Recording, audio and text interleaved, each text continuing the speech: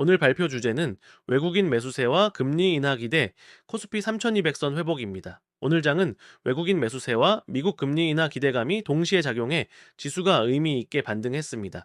특히 코스피는 8거래일 만에 3200선을 다시 넘어섰고, 이는 단순한 수치 회복이 아니라 투자 심리가 되살아났다는 중요한 신호입니다. 발표는 7가지 흐름으로 나누어 말씀드리겠습니다. 첫째, 시장, 시황입니다. 둘째, 업종별, 등락, 현황. 셋째, 주요 뉴스와 특이사항. 넷째, 미국 증시와 한국 증시의 연관성. 다섯째, 52주 신고가 종목 분석. 여섯째, 주요 인사 발언. 네, 마지막으로 투자 전략과 오늘 장에 어울리는 명언으로 마무리하겠습니다. 각 파트는 서로 연결되어 있어 전체적으로 오늘 장의 성격을 입체적으로 보여줄 것입니다. 오늘 코스피는 3200.83으로 마감하며 0.52% 상승했고, 코스닥은 805.42로 1.08% 상승했습니다. 핵심은 두 가지입니다.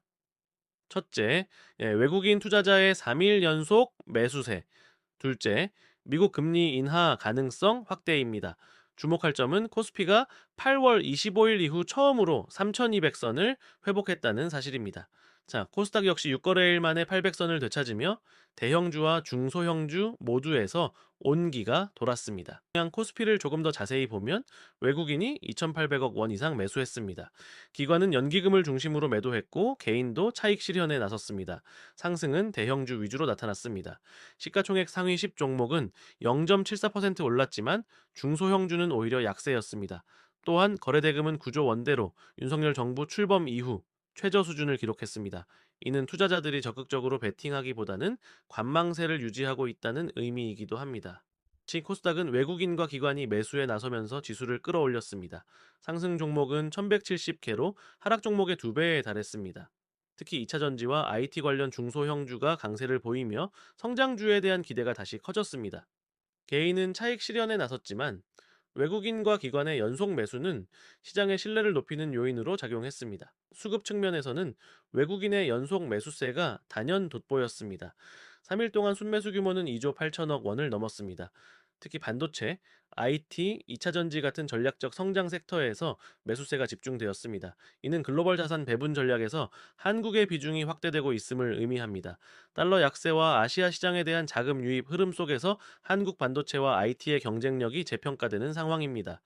업종별로 보면 반도체와 IT가 3.8% 상승하며 가장 두드러졌습니다. 원전 업종은 SMR 수주 소식에 3.2% 올랐고, 조선기자재 업종은 LNG선 발주 기대감으로 2.9% 상승했습니다. 두 번째 전지는 초고속 충전 기술 모멘텀으로 2.7%, 의료 정밀기기는 수출 호조로 2.4% 올랐습니다. 특히 반도체와 IT 업종은 글로벌 기술주 강세와 직결되어 있어 한국 시장에서도 상징적인 업종이라 할 수 있습니다. 반대로 금융주는 전반적으로 부진했습니다. 금리 인하가 예고되면서 은행의 이익 축소가 우려됐기 때문입니다. KB금융은 1.8%, 신한지주는 1.6% 하락했습니다. 플랫폼주 역시 약세였습니다. 카카오는 2% 넘게 떨어졌고, 카카오페이는 교환 사채 이슈로 3.8% 급락했습니다. 일부 바이오 대형주도 투자 심리 위축으로 하락세를 보였습니다. 즉, 오늘 장은 성장주가 강하고 전통적 가치주는 약한, 뚜렷한 대비가 드러난 장이었습니다. 관광 테마는 중국 단체 관광 재개 기대가 직접적인 촉매제가 되었습니다. 호텔 신라는 4.2%, 파라다이스는 5.3%, GSPINL은 7.9% 상승했습니다. 중국인 관광객은 코로나 이전 연간 12조 원 규모의 소비를 한국에서 했고, 면세점 매출의 70%를 차지했습니다. 이 기대감만으로도 관련주가 선제적으로 반응한 모습입니다. 원전주는 뉴스케일 파워가 중동에서 12기의 SMR을 수주했다는 소식에 강세였습니다.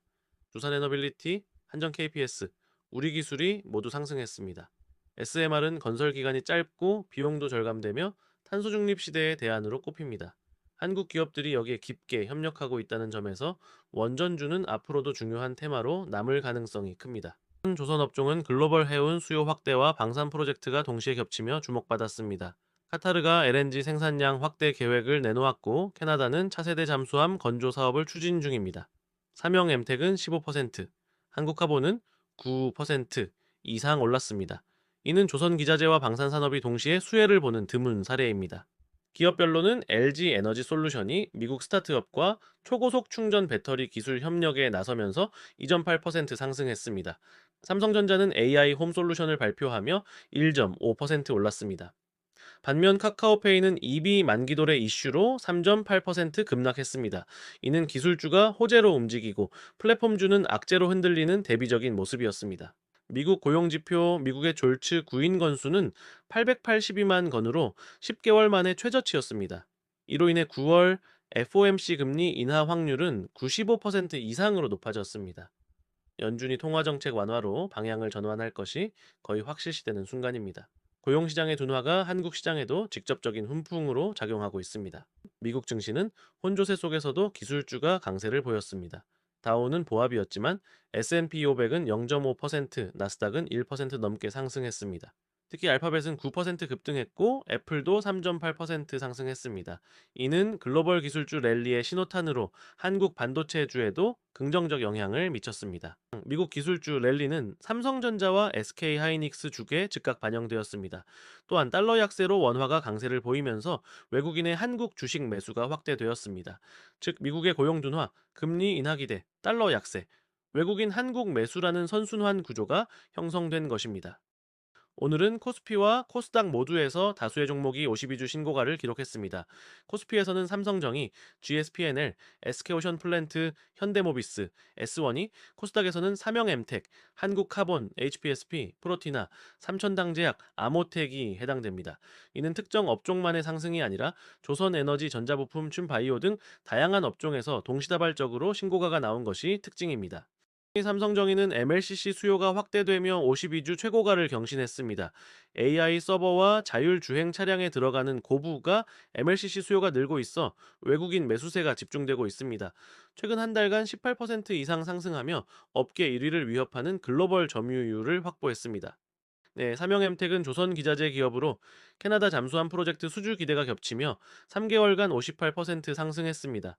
자, 잠수함 특수 부품을 공급할 수 있는 국내 유일 인증 보유 기업이라는 점이 강점입니다.